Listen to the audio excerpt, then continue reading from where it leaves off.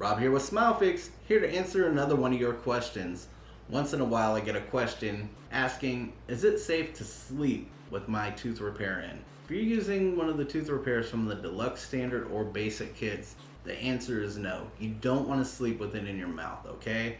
This is designed like a retainer or a denture. It's something you make custom and could slip out. If you play with it with your tongue or for any reason really, you might be snoring loud or sleeping with your mouth open, I don't know. Either way, it's also not very smart to sleep with it because it's not good hygienically. Remember, you want to clean these things all the time, just like you would your regular teeth. So take it out and leave it out while you're sleeping. Just be safe. A lot of people say they do, but we don't suggest it at all. So remember, I hope you too can smile again with SmileFix. Oh no! SmileFix!